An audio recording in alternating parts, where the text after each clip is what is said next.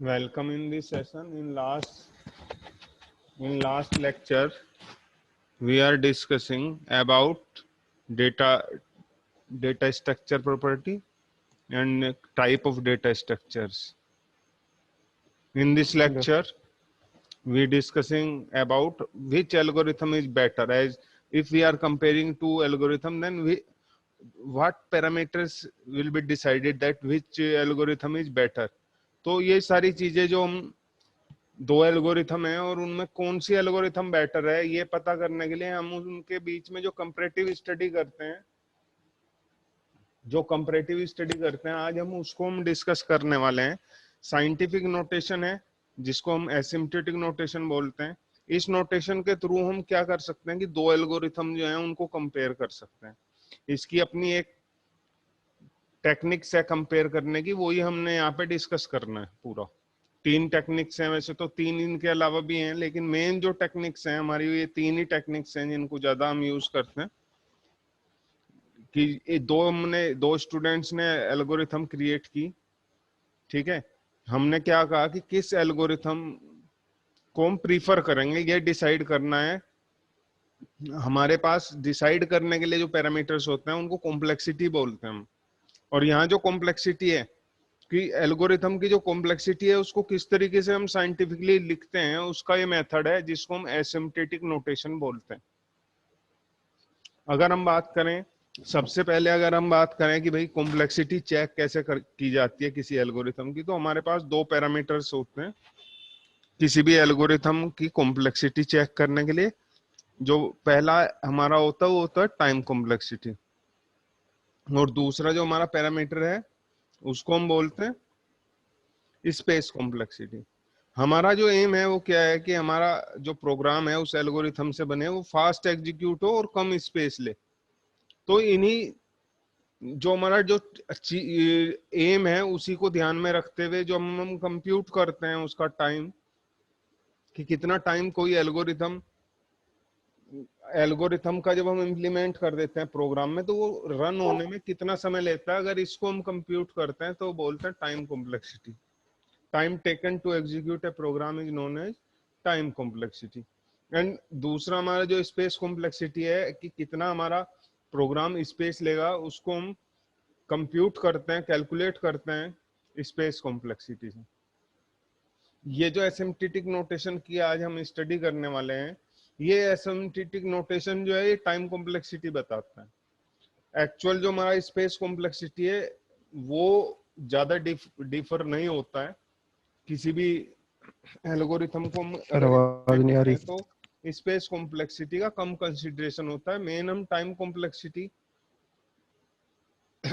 Main जो है हमारी टाइम कॉम्प्लेक्सिटी चेक की जाती है, और यहाँ पे हम उस टाइम कॉम्प्लेक्सिटी को लिखने के मेथड हम डिस्कस करेंगे।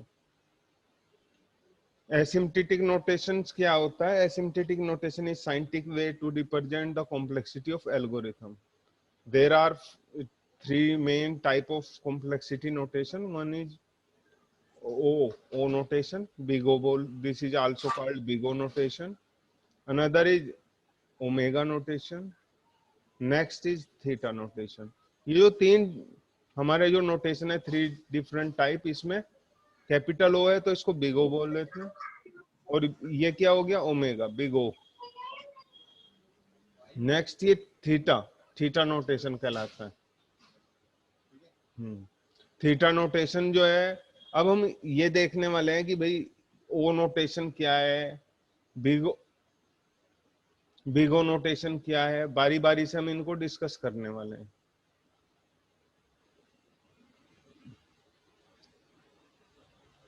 बिग ओ नोटेशन, यहाँ पे आपको एक ग्राफ दिखाई दे रहा है। इस ग्राफ के अंदर ये जो GX है ये हमारा जो हमारा प्रोग्राम है उसका कंप्यूटेड टाइम है GX, और ये हमारा एक स्टैंडर्ड टाइम है FN। हमने एक फंक्शन लिया हुआ है जिसको हम स्टैंडर्ड मान के चलते हैं। स्टैंडर्ड्स का मतलब क्या है कि हमने एक एवरेज एजम्पशन कर लिया कि ये एल्गोरिथम, जब हम दो एल्गोरिथम का कंपेयर कर रहे हैं तो हम एवरेज से अबव या एवरेज से बिलो मेजरमेंट करते हैं।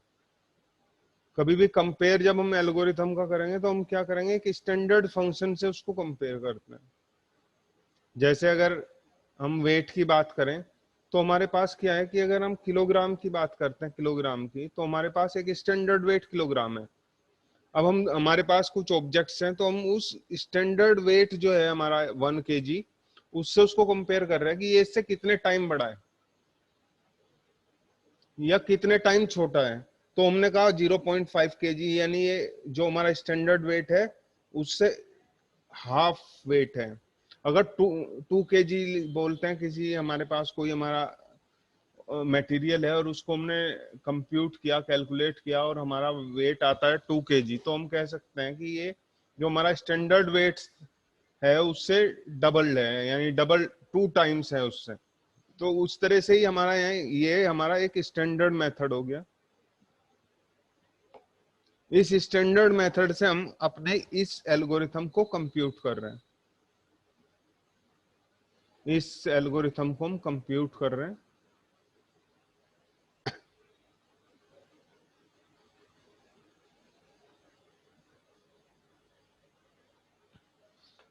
तो ये जो हमारा बिग ओ जो नोटेशन है, बिग ओ नोटेशन हमें बताता है कि हमारा जो अपर बाउंड है, मैक्सिमम हमारा प्रोग्राम कितना टाइम लेगा, यानी worst case time complexity measurement में ये हमें हेल्प करता है। The notation big O is the formal way to express the upper bound.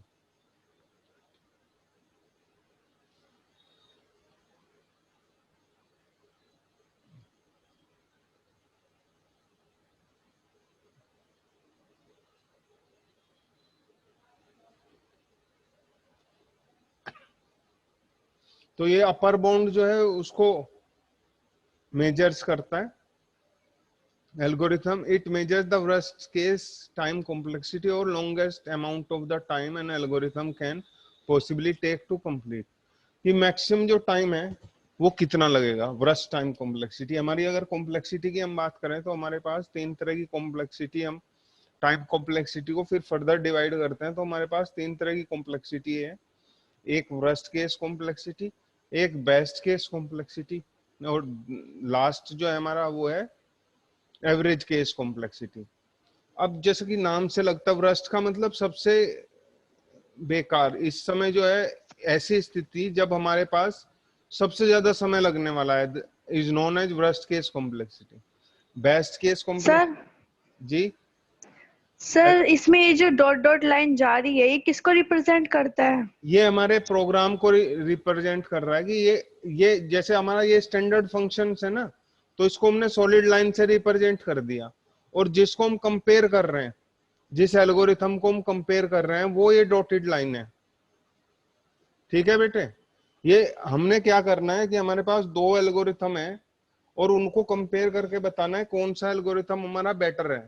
तो हमने हमारा ये जो फर्स्ट एल्गोरिथम जिसको हम कंपेयर कर रहे हैं वो ये है, और ये वाली जो दूसरी जो लाइन है ये हमारा एक स्टैंडर्ड फंक्शंस है। जैसे हमने कहा ना कि किलोग्राम है, किलोग्राम में हमने कहा कि 100 एक स्टैंडर्ड वेट हो गया। अब मेरे पास कोई मटेरियल है तो हम उसको कंपेयर कर रहे हैं। पहले फर्स्ट मटेरियल को कंपेयर किया, हमने कहा कि ये 2 किलो है। फिर दूसरे मटेरियल को कंपेयर किया, वो आया 5 किलो। अब कोई तुमसे पूछता है कि इनमें से ज्यादा कौन है, तो आप बताओगे 5 किलो वाला ज्यादा है। तो जी। ऐसे ये हमारा ये स्टैंडर्ड फंक्शन हो गया, और ये हमारी पहली एल्गोरिथम है जिसको हम कंपेयर कर रहे हैं। अब इसके बाद हम ऐसे ही दूसरी एल्गोरिथम को कंपेयर करेंगे, और फिर जिसका मेजरमेंट बेटर आएगा उसको हम चूज कर लेंगे। यहाँ पे हमारे पास जब चूज करने का जो टेक्निक है, मैं वही अभी, समझ आया बेटा क्या बता रहे हैं इसमें? ये हमारा वो सर एल्गोरिथम है जिसको हम कंपेयर कर रहे हैं। ठीक है, अब जो हमारी जी। 3 तरह से हमारे पास जो है कंपेयरिंग की टेक्निक्स हैं। एक तो वर्स्ट केस, वर्स्ट केस का मतलब वो स्थिति जब सबसे खराब स्थिति आएगी हमारे सामने। एक बेस्ट केस, बेस्ट केस वो स्थिति है जब सबसे अच्छा रिजल्ट प्रोड्यूस होगा। और एक होता है एवरेज केस, जब हमारे पास लगभग, हम क्या करते हैं, जो एवरेज केस उस समय कंप्यूट करते हैं हम जहां पे हमें पता है कि एवरेजली इतना टाइम हमें लगना है इस काम में। जब भी हम मान लो मैं तुमसे पूछता हूँ, मैंने कहा भैया असाइनमेंट्स दे देता हूँ तुम्हें और तुम उसको कब तक दोगे, तो उसमें कहाँ क्या किस तरह का मेजरमेंट हेल्प करेगा हमारा, वो एवरेज केस। मैंने कहा बच्चे एवरेज जो है 6 दिन में असाइनमेंट दे सकते हैं, तो 7 दिन दे दो। इस तरीके से हमें क्या हो गया, जब हम किसी एल्गोरिथम को कंपेयर करते हैं तो हमने एवरेज केस में क्या होगा, हमने देख लिया कि इतना समय लगेगा एवरेज, तो उससे 5 मिनट एक्स्ट्रा दे दिया हमने कि हाँ इतनी देर में हमारा प्रोग्राम रन हो जाएगा, ये पक्का है, श्योर है। वर्स्ट केस क्या होता है, अब इसका मैं छोटा सा एक एग्जांपल लेता हूँ, उससे तुम्हें क्लियर हो जाएगा वर्स्ट केस, बेस्ट केस और एवरेज केस क्या होता है। अभी मैं इसको आपको दिखा देता हूँ।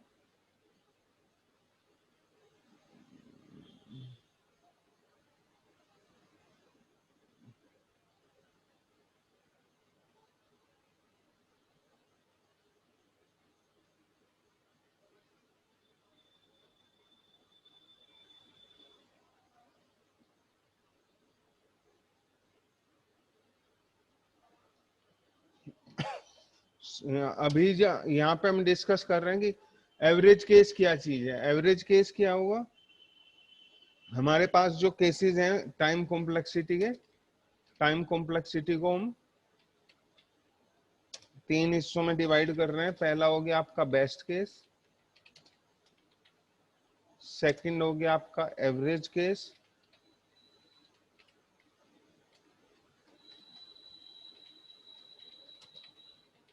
और थर्ड हो गया आपका वर्स्ट केस। ये हमारे टाइम कॉम्प्लेक्सिटी के टाइप हो गए। बेस्ट केस का मतलब minimum time, time an algorithm can take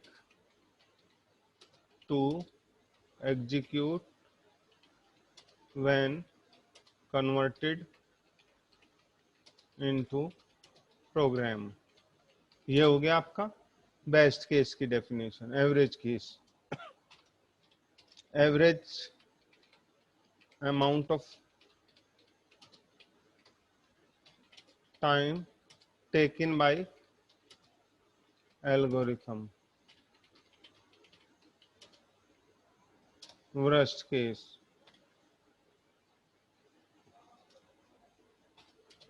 maximum time taken by algorithm।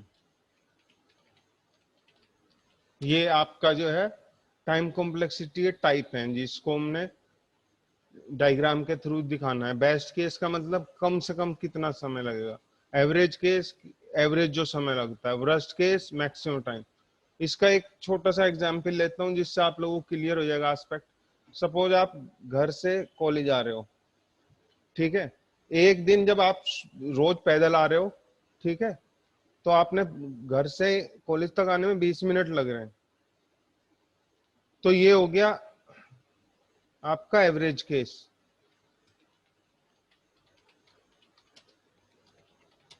Average case में आपको लग रहे हैं 20 मिनट। एक दिन क्या होता है, नेक्स्ट डे आपको अपना आपका फ्रेंड मिल जाता है और वो बाइक से आपको ले आता है, तो वो पॉसिबिलिटी सबसे अच्छी थी कि आपके घर से यहाँ तक आने में एकदम आप जल्दी आ गए। जो आपको 20 मिनट लग रहा था, आप कितना हुआ बेस्ट केस में, आपका सिर्फ 5 मिनट लगा। जो एक हो गया वर्स्ट केस। वर्स्ट केस क्या है कि वर्स्ट केस में क्या होता है कि आप घर से कॉलेज आ रहे थे, उसी समय आपका भाई भाई मिल गया और वो कहने लगा कि भाई मुझे भी छोड़ के आओ स्कूल तक। आप गए, उसको स्कूल तक छोड़ के आए, फिर अपने स्कूल में गए, उस दिन लगे आपके 40 मिनट। या दूसरा हम इसका एग्जाम्पल ले सकते हैं कि आपने वर्स्ट केस में क्या है कि आप जो है कभी कभी ऐसा करते हैं कि कोई बुक लेनी है या पेन लेना है, तो आप किसी शॉप पे जाते हो, वहां से खरीदते हो, तो उसमें आपका जो है कुछ समय खराब हो जाता है, बीच में आपका कोई दोस्त मिल जाता है, आप उससे बात करते रहते हो, तो यानी एवरेज आपका 20 था, लेकिन कभी कभी केसेस आपके बढ़ जाते हैं, 40 मिनट तक भी लग जाते हैं। तो अब क्या करेंगे, जब अगर आप पूछा जाए कि आपके घर से यहाँ तक की जर्नी क्या है, तो आप बताओगे 20 मिनट। 20 मिनट है ये जर्नी, मैं पैदल 20 मिनट कवर करता हूँ। तो आप किसी को ये नहीं बताओगे बेस्ट केस के हिसाब से कि 5 ही मिनट है। 5 मिनट तो वो चांस था कि हाँ भाई आपको आपका फ्रेंड मिल गया और आप जो है बाइक से आ गए। जरूर रोज बाइक से नहीं आ सकते आप। तो नेक्स्ट क्या है ना, रोज ये वर्स्ट केस लगेगा, लेकिन एल्गोरिथम में क्या है कि यहाँ पे हमारा एवरेज केस ज्यादा रोल प्ले करता है कि आप 20 मिनट पहले घर से चलोगे। अगर 9 बजे क्लास है तो 20 मिनट पहले चलते हैं। इसी तरह हमारा एल्गोरिथम का भी है कि जब हम एल्गोरिथम की बात करते हैं तो जो जो हमारे पास जो समय होता है, एवरेज टाइम जो होता है, एवरेज कॉम्प्लेक्सिटी, उसको हम मेजर्स करते हैं कि एक एल्गोरिथम इतना तो टाइम लगेगा। अपर बाउंड का मतलब ये है कि ब्रस्ट केस, यानी जैसे वो 40 मिनट लगे थे उसको ये रिप्रेजेंट कर रहा है। कभी कभी जो आपका एक्स्ट्रा जो टाइम लगता है उसको ये रिप्रेजेंट कर रहा है ये डायग्राम। यानी अगर वर्स्ट केस को आपको कहीं शो करना है तो उसको शो करने के लिए बिग ओ नोटेशन का यूज करेंगे आप। नेक्स्ट आ जाते हैं ओमेगा नोटेशन। ये है लोअर बाउंड, यानी जो बेस्ट केस था उसको शो कर रहा है। ये आपका एल्गोरिथम है, बेस्ट केस शो कर रहा है। कि कभी कभी क्या होता है, जैसे आप एलिमेंट सर्च कर रहे हो, एक अगर हम एग्जाम्पल ले कंप्यूटर से जुड़ा हुआ कि 10 वैल्यू हैं और उनमें से एक वैल्यू में सर्च कर रहा हूँ 5, और पहली बार जो सर्च शुरू करते हैं वही मिल जाता है हमें 5, तो वो हो गया बेस्ट केस। और वर्स्ट केस क्या है कि 10 के 10 हमने एलिमेंट सर्च कर लिया, एलिमेंट मिला ही नहीं, या मिला तो 10वीं प्लेस पे मिला, तो वो हो गया हमारा वर्स्ट केस। और बेस्ट केस क्या है कि वो फोर्थ फिफ्थ सिक्स प्लेस पे मिल गया, तो वो एवरेज केस हो गया। तो यहाँ पे हमारा क्या बताएगा best case. Best case time complexity का मतलब क्या है, हम वैल्यू को सर्च करने गए थे तुरंत ही मिल गया, मिनिमम टाइम इतना लगा यहाँ से यहाँ तक, ये हमारा स्टैंडर्ड टाइम था। मैं ये मान के चल रहा था कि ढूंढने में इतना टाइम लगेगा वैल्यू को, लेकिन मिल गई जल्दी। तो ये हो गया आपका बेस्ट केस। अगर बेस्ट केस को रिप्रेजेंट करना है तो ओमेगा नोटेशन यूज होगा। The notation is the formal way to express lower bound of an algorithm running time. It measure the best case time complexity और the best amount of time an algorithm can possibly take to complete. Next जो है इसके बाद वो है आपका theta notation. इसमें हमने दोनों केसेस ले लिए, बेस्ट केस भी और आपका वर्स्ट केस भी, दोनों को हमने क्या कर लिया एक ही डायग्राम के थ्रू शो कर दिया। The notation is the formal way to express both the lower bound and upper bound of algorithm running time. कि जो हमारा रनिंग टाइम है वो लोअर बाउंड और अपर बाउंड दोनों यहीं पे शो करा दिए। ये लोअर बाउंड हो गया और ये अपर बाउंड है। अब इसके बीच में हम ये कह सकते हैं कहीं ना कहीं हमारा जो है जो एल्गोरिथम है वो इसके बीच में लाई करेगा। कम से कम इतना टाइम लेगा, अधिक से अधिक इतना टाइम लेगा, और एवरेज ये लेता है हमारा एल्गोरिथम। तो ये हो गया आपका थीटा नोटेशन। ये 3 तरह के नोटेशन है जो मेनली हम यूज करते हैं। ये सर आवाज अटक रही है। क्या, हेलो, आवाज अटक रही है आपकी। आवाज अटक रही है आपका। आवाज कट रही है? यस मैं सर। दोबारा बता देता हूँ इसको। थीटा नोटेशन जो है ये अपर बाउंड और लोअर बाउंड दोनों को बताएगा।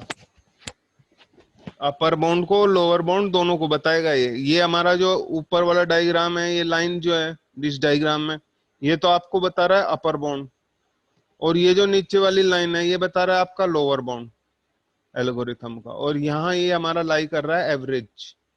तो अगर हमारा पूरा कंपेयर करके देखे तो थीटा नोटेशन हमारे पिछले दोनों केसेस का मर्ज होके बनता है। ये हमारा नोटेशन का टेक्निक था। ठीक है, अब जो है मैं आप लोगों को कुछ प्रोग्रामिंग कॉन्सेप्ट जो हमारे चल ही रहे थे उन्हीं पे हम डिस्कस करने वाले हैं। मैं आज उनका प्रोग्राम आपको बताता हूँ कि किस तरीके से करना है ताकि रिवाइज हो जाए, और जब हम प्रोग्रामिंग शुरू करेंगे तो मेन्यू बना के वर्क शुरू करने वाले हैं।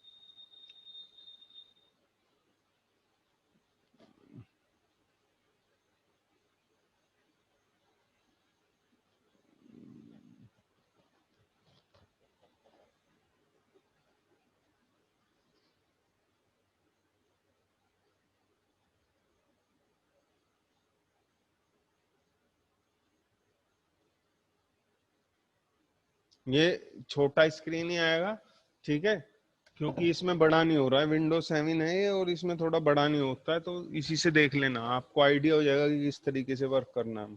तो आज जो है हम पहले जो है हमने जो है फॉर लूप और वाइल लूप पढ़ लिया था। आज मैं डू वाइल का मेन्यू बनाना बताऊंगा आप लोगों को, क्रिएटिंग मेन्यू।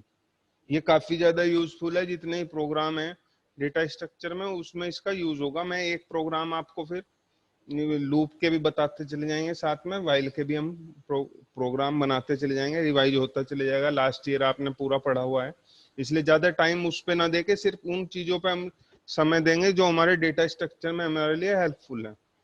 तो क्रिएटिंग मेन्यू,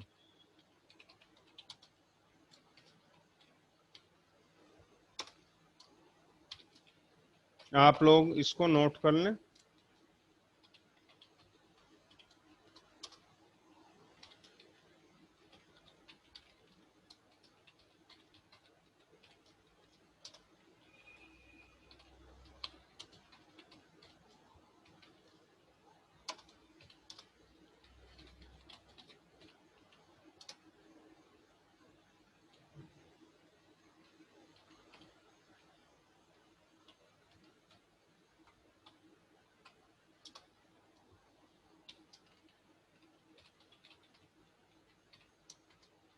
यहाँ पे हम प्रोसेस डॉट एच लगा रहे हैं, इसलिए लगा रहे हैं ताकि हम एक हमारा फंक्शन होता है एग्जिट, उसका यूज कर सकें। यहाँ पे एक हम वाइल लूप लगाएंगे, वाइल लूप इस नॉन टर्मिनेटिंग यानी इनफाइनाइट लूप बना रहे हैं। वन का मतलब है कि हम जो एक ऐसा लूप बना रहे हैं जो अपने आप कभी भी बंद नहीं होगा।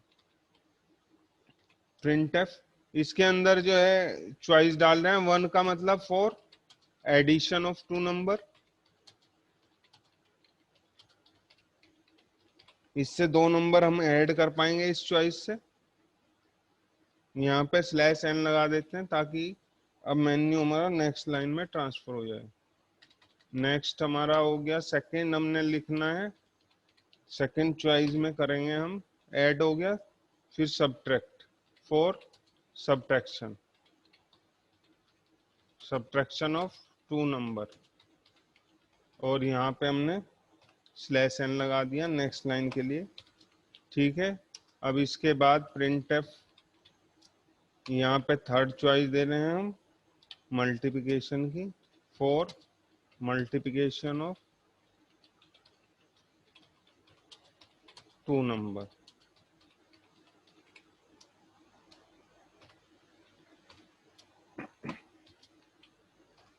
ये मल्टीप्लिकेशन हो गया। ऐसे ही हमारा फोर्थ लेते हैं हम, for division of two number,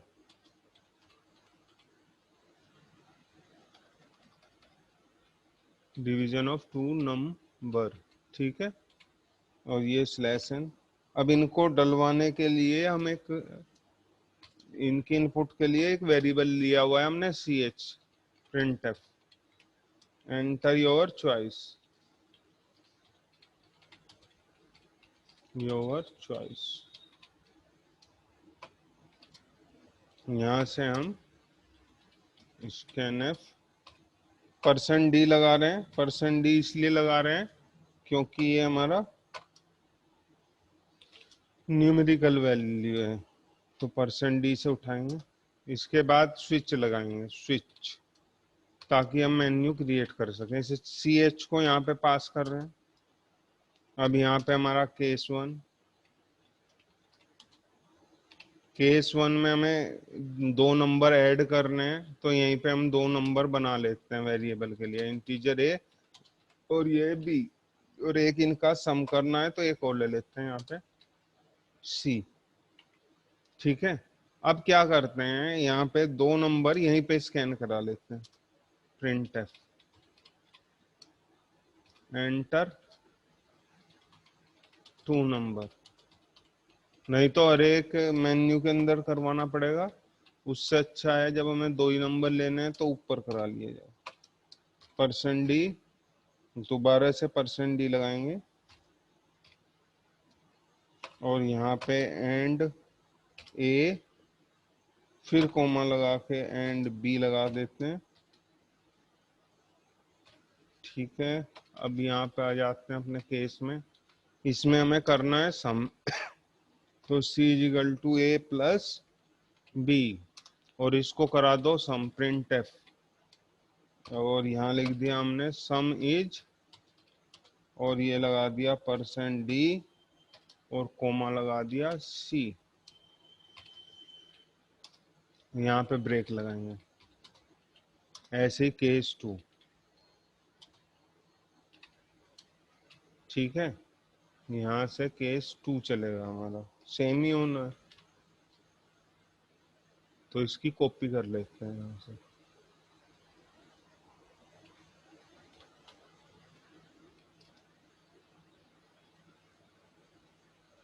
shift insert से भी आ सकता है। अब यहाँ केस 2 में क्या होना है, माइनस, तो इसको डिलीट करके यहाँ पे माइनस लगा दिया, और यहाँ पे सम के बदले यहाँ लिख दिया डिफरेंस। और एक चीज छूट गया इसमें, ब्रेक, ये ब्रेक, ठीक है। अब ऐसी केस 3, यहाँ से कर देते हैं पेस्ट, यहाँ पे कर दो इनटू प्लस के बदले ना, ये हो गया, यहाँ हो गया ये मल्टीप्लिकेशन। इसको यहाँ एंड करके ब्रेक लगा देते हैं, BREA के ब्रेक। केस लिख दिया हमने यहाँ पे 4, ठीक है। इसके बाद यहाँ कर देते हैं पेस्ट, यहाँ कर दो डिवीजन, इसको हटा दिया, यहाँ डिवीजन लगा दिया, और सम के बदले लिख दिया DIV, ठीक है। अब इसको यहाँ पे बंद कर दो। अब एक केस और ले लेते हैं, केस 5, ऊपर भी लिख देंगे इसको। यहाँ लिखो printf to close program, बंद करने के लिए यहाँ पे लिख दो सेमीकोलन लगा के एग्जिट, और अंदर डाल दो 1। इसके बाद इसको कर दो बंद, ये कर दो, और ये आपका क्या हो गया,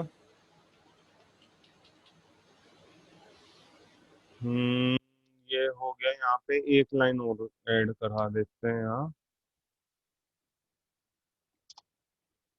प्रिंट एफ 5 4 एग्जिट,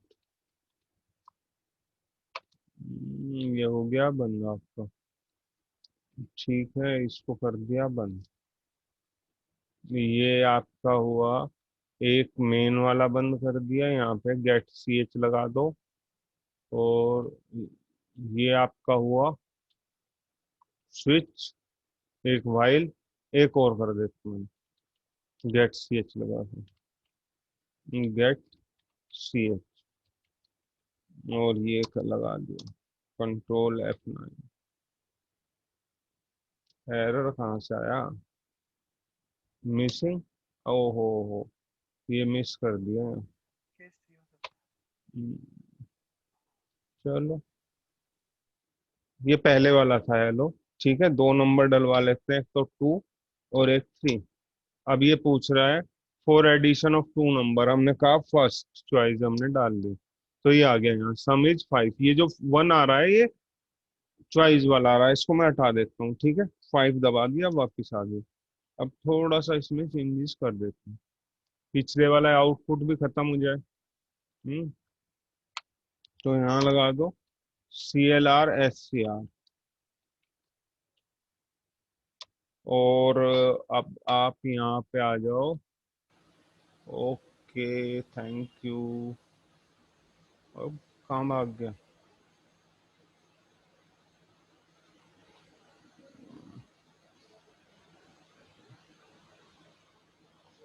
शेयरिंग दोबारा करते हैं, लो कोई बात नहीं, लो यहाँ से वापस आ जाते हैं। खत्म हो गया टाइम, स्लैश एन लगा देते हैं यहाँ पे, बस हमारा भी काम हो गया। कंट्रोल F9 दबा दिया, ये आ गया। एंटर 2 नंबर, 2 और ये 3, ये 1 डाल देते हैं दोबारा से ना, ये 5 आ गया, अब प्रॉपर आ गया। और 5 से एग्जिट। तो इस तरीके से ये मेन्यू बनाना है। मेन्यू का बहुत ज्यादा यूज है इसमें, तो बेटा मेन्यू अभी हमें सीखना है इसमें, तो आज आप ये काम करके देख लेंगे। और चैनल आप सब्सक्राइब कर लें, चैनल से में ये सारी चीजें अवेलेबल मिलेंगी आपको, ठीक है बेटा। और अगर ये प्रोग्राम है या कोई भी अगर प्रॉब्लम है तो वहां से एक बार फिर रीड कर सकते हैं आप।